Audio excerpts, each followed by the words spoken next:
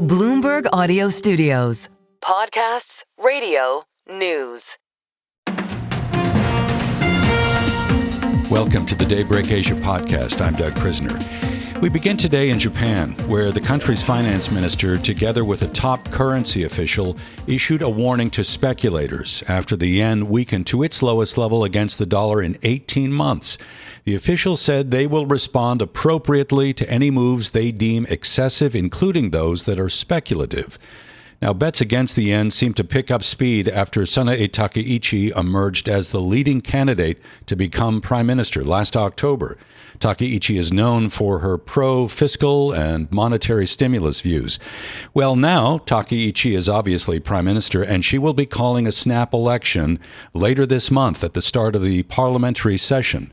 This is an attempt by Takaichi to shore up her leadership and secure a mandate for a new ruling coalition. For a closer look, I'm joined by Bloomberg's Isabel Reynolds. Isabel is Bloomberg's Tokyo bureau chief, and she joins from our studios in the Japanese capital. Thank you for being here. Happy New Year to you. Isabel, can I get you to begin by kind of laying out the dynamics that are at play? Because Takaichi's Liberal Democratic Party is so reliant on a coalition partner. Yes, I mean, for more than a quarter of a century, it was in this coalition partnership with a party called Komeito. They had very little in common in terms of policy, really, but what they did get out of Komeito was this ability to really turn out the vote when it came to an election. So there were many LDP members of parliament who, in fact, owed their seats, really, to Komeito. Then when Takaichi came into power as prime minister last year, she had certain views that Komeito really took issue with. But the one that finally sort of put an end to the coalition was her refusal to clamp down any further on these allegations about corruption within the party, about slush funds and so on. So Komeito left the coalition. She was left scrabbling around desperately for another coalition partner. She did find one in the form of the Japan Innovation Party. But that party is very sort of regionally based, has less capacity to turn out the vote, and in any case has said that it will sort of not coordinate on seats and will end up fighting against the LDP in the next election. So in terms of actual election cooperation, they're not as nearly as strong a partner. So if she is successful in shoring up her leadership, is it a foregone conclusion that we're going to see much more in the way of government stimulus going forward? We don't know that for sure at all at the moment. This election looks much more uncertain than it does on the surface. So if you look at Takaichi's popularity, I mean, she's had extremely high popularity ratings, kind of personally and for her cabinet. But that sort of same feeling doesn't necessarily extend to her party. So what we don't know is how far, that positive feeling towards her will actually translate into people getting off the couch on that day and going into the polling station to vote. So help me understand why her polling is showing such strong kind of sentiment here in regards to her leadership. Is there something that the population in Japan is expecting from her? I think she came in talking about all the things that the Japanese are worried about at the moment. So last summer, during the upper house elections, one of the issues that kind of cropped up more than it ever had done before was immigration. And while she didn't take a very strong stance on it, but she was more outspoken about the need for limits on immigration and the need to clamp down on sort of non-nationals who commit crimes or who break the rules. So that was popular with the people who had kind of drifted to a more sort of right-wing new party that had cropped up over the past couple of years. So she was able to co-opt, I think, those people into supporting her. But I think there are other issues that go beyond policy, to be honest. I mean, I think she's conveyed this very enthusiastic and energetic sort of atmosphere. She's always out there smiling. She's very kind of dynamic in her relationship. If you see her on the international stage, she'll be at summits, she'll be rushing up to meet people and hug people. Whereas, previous Japanese leaders would kind of sit in a corner and play with their iPhone rather than going out proactively to talk to the other leaders. I mean, she's just comes across as very dynamic. And I think people appreciate that although Japan has these huge problems, and who knows if she'll be able to resolve them, the aging population, the massive debt, at least she looks like she's really trying. And talking about breaking the glass ceiling, right? I mean, she's the first female prime minister that Japan has had. Talk to me a little bit about the way in which she's being evaluated when it comes to foreign policy, whether we're talking about the relationship with the U.S. and trade issues, whether we're talking about mainland China, or even to somewhat a lesser extent, South Korea. If you talk about the U.S., I mean, I think Japan has resigned itself to the only thing it can do with Donald Trump is to basically flatter him, offer him gifts, just look as enthusiastic as possible, never contradict him, never criticize him. And that's exactly what she's done in spades. I mean, we saw her going down to the U.S. military base at Yokosuka, appearing by Trump's side, talking to all the military people there and looking really, really happy to be there. And that's been the modus operandi for Japan for some time. So I think, and the Japanese people appreciate that. I mean, I don't think everybody in Japan supports Trump. I think he's relatively unpopular here, but they recognize that's the way that you have to deal with him because Japan is sort of reliant on the US for defensive purposes. When it comes to China, she did make these remarks in Parliament a while back, which angered China about the possibility of Japan sending in its military if there were to be a sort of a military clash for Taiwan. Essentially, she hinted that if it were to involve the US and if it were to be sort of an actual full-on military clash, then Japan might have to send in its own military. That has really angered China. But I think from the Japanese perspective, although she's saying out loud something that sort of politicians never said in the past, or at least people in high office did not say in the past, I mean, it's not a change in policy.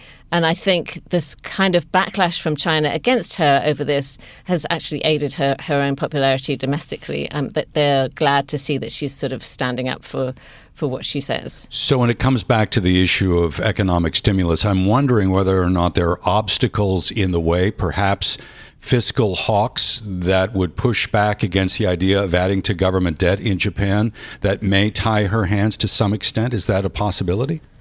Well, yes. I mean, it's a kind of a topsy-turvy situation in Japan as it is kind of in some other parts of the world now, in that, I mean, she's seen as a right-wing figure, but she favors more spending, which is kind of not the traditional right-wing position.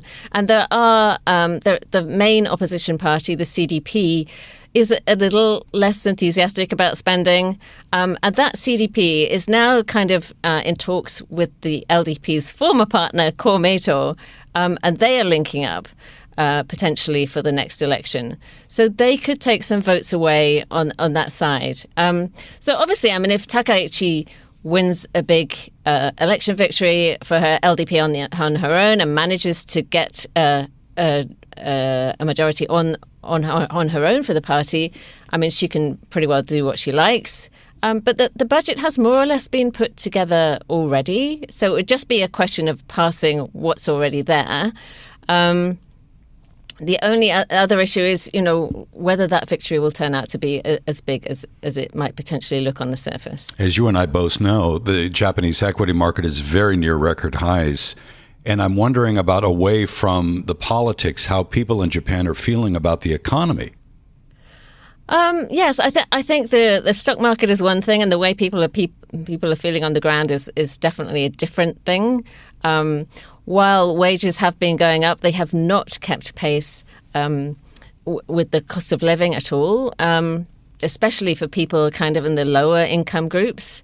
And also, as you know, Japan's a very elderly country, so people on these fixed incomes, people on pensions and so on are facing a rather painful financial situation on a personal level. So any poll you look at, if you ask what is the biggest issue that the government should be focusing on, they all say the cost of living.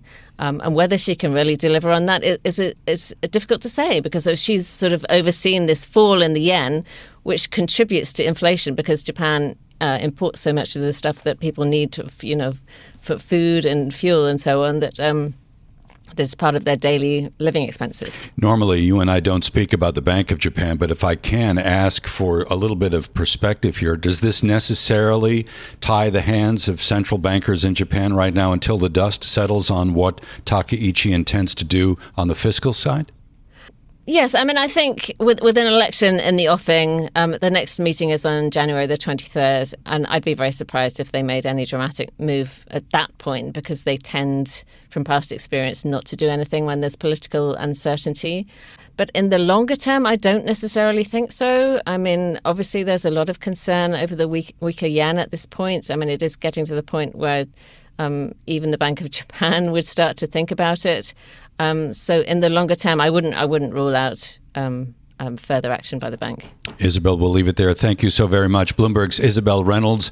She's Bloomberg's Tokyo Bureau Chief, joining from our studios in Tokyo here on the Daybreak Asia podcast.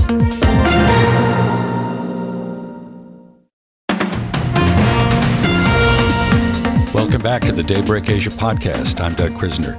Since the beginning of the year in the U.S. stock market, we have seen a steady rotation out of mega-cap tech shares. Well, today that trend seemed to gather steam. We had the NASDAQ Composite suffering its worst decline in about a month with a drop of 1%. And at the same time, stocks with more exposure to the economy continue to benefit. The Russell 2000 index of small-cap shares added 0.7% today. And that's where we began our discussion with Jason Liu. Jason is head of APAC Equity and Derivative Strategy at BNP Paribas. He spoke with Bloomberg TV host Avril Hong and Paul Allen. I do want to start with what we saw during the U.S. session, this move out of tech, the NASDAQ having its worst day in a month, small caps doing pretty well. Do you see this as being a U.S.-specific story, or could we expect to see a bit of a weakness in Asia tech stocks going ahead as well?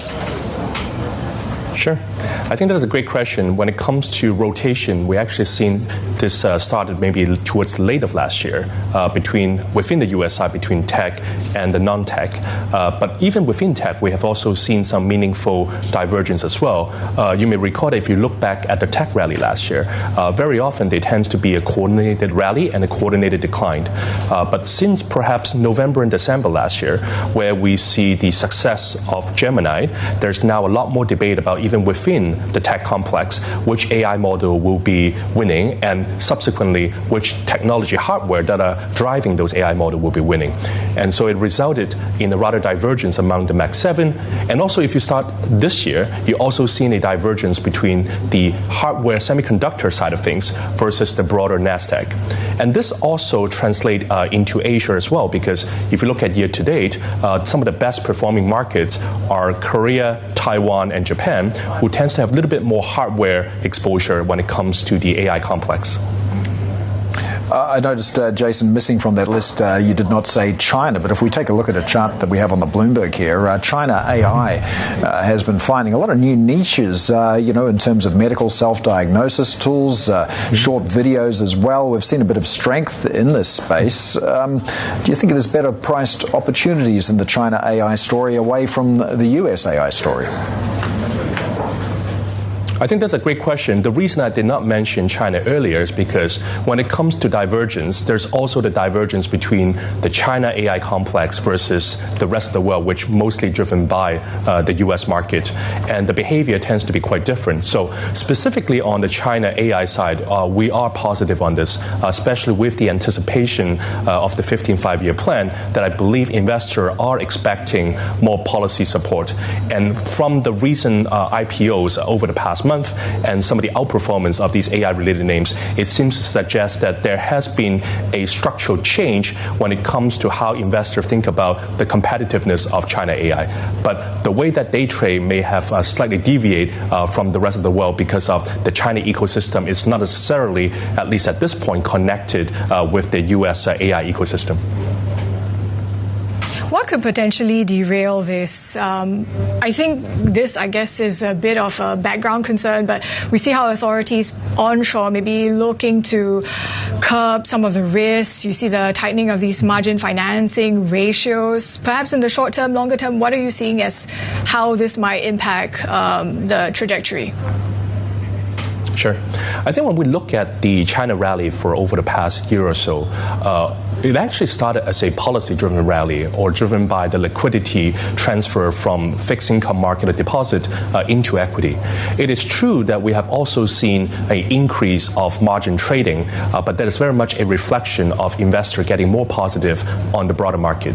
I think very often we have heard investor looking at the absolute level of the margin balance or the margin turnover. It is true that they are now in absolute terms near a record high, but we should also remember that the overall size of the Chinese equity market has also expanded quite significantly. So if you take the current margin balance outstanding as a percentage of the overall market cap, we are only about 60% of the previous peak that we saw back in 2015. And speaking of 2015, I believe that the policymakers have tried to learn from the experience of those leverage-driven market, and they're trying to cool down the market in order to encourage what they call the slow bull market, which is more based on long-term capital allocation rather than speculative flow on specific high-growth sectors. That's a good point. Talk to us about structurally. I mean, we've been seeing data in the past day, exports growth in China still going really strong. We have yuan strength, maybe taking a bit of a breather for parts of this week. How does that all affect inflows into China, you think? I think the inflow into China are quite divided because historically when investors look at inflow into China, they often start from the consumer angle. But for the past year or two, I think the consumer side remains quite weak. Or you have the so-called new consumption that are very specific to a handful of stocks or specific subsectors. Instead, I think we've seen a lot more focus on technology and on healthcare and high-end manufacturing that both of you mentioned at the earlier point. So, for example, in the Hong Kong market, we have seen a significant repricing of a lot of the foreign appetite into the technology-related stocks. But that level of optimism are not equally distributed across other sectors as well. So when it comes to foreign fund flow, we maintain the view that this year will be very targeted by the sectors and it will be very targeted by the different segments as well, because when you look at the listing structure of the Hong Kong market and the China onshore market, they do offer very distinct exposure. For example, Hong Kong is more on the AI application, internet and software, whereas you can find a lot more hardware-oriented companies and high-end manufacturing in the China onshore market. Jason, I know that one of the risks you see potentially in 2026 would be from a major change in Fed policy. There's certainly no evidence of that happening at the moment, but could you foresee a set of circumstances where that might change? Sure. I think if you look at the Fed fund market right now, I think it's pricing in roughly 2 to 3 cut. But it is possible that as we enter into Q2, we'll be faced with a few unknowns. Number one, as we know now, there are quite a few legal cases around the Fed officials, Chair Powell and also Governor Lisa Cook. We also will likely start to see the implementation of the One Big Beautiful Bill, which will feed into the fiscal spending. And that could also translate into a potential recovery in the employment market, which feeds into the inflation. And at the same time, we will have a new Fed chair. So in Q2, I think there is a point that the market will be forced to recalibrate the interest rate trajectory based on the latest economic data. And I think that could drive either to a more dovish or hawkish tilt, and that will transmit to the rest of the world as well. So I think that is indeed a key event that we're watching in Q2. You alluded to some of the potential risks for tech in particular. In terms of memory prices and demand, do you think there is a chance that the likes of South Korea markets, they sort of become a victim of their own success? Given how some of these big players, they're also flagging that that could affect growth in other parts of their business. Mm-hmm. I think you're right that when we look at the memory price, we have seen a remarkable increase. I recall that during the fourth quarter, some of the memory module prices actually gone up 4 times, which drove the outperformance of the Korean tech stocks throughout Q4 and also at the start of this year. And that actually creates some very unique situation for the Asian tech or global tech, because markets like Korea and Taiwan, they do have a dominant position in a very specific segment. So Korea will be memory and storage. Taiwan would be foundries and AI servers. There are no clear replacement of these companies, and so they do have very strong pricing power. And in fact, I think we have seen early signs of the transmission of higher component price into end products. And I think we have seen a few companies raising their price on laptops and PC or smartphone to start the year.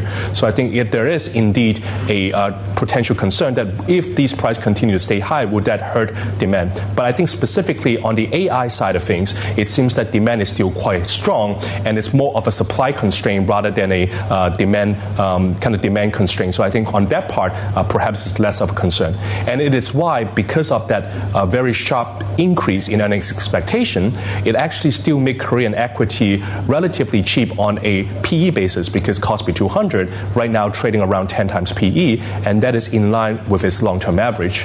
And when you look at Taiwan, the TAIEX is also trading at about a 30% discount to the Nasdaq 100 as well. So in that sense, I think depending on the specific product, I think for certain part of the Asian market, they do have very strong pricing power that should feed into the earnings growth. That was Jason Liu, head of APAC Equity and Derivative Strategy at BNP Paribas, speaking with Bloomberg TV host Avril Hong and Paul Allen, bringing it to you here on the Daybreak Asia podcast.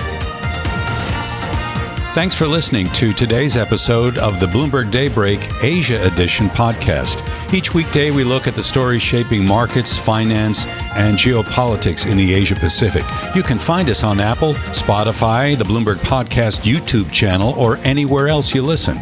Join us again tomorrow for insight on the market moves from Hong Kong to Singapore and Australia. I'm Doug Krisner, and this is Bloomberg.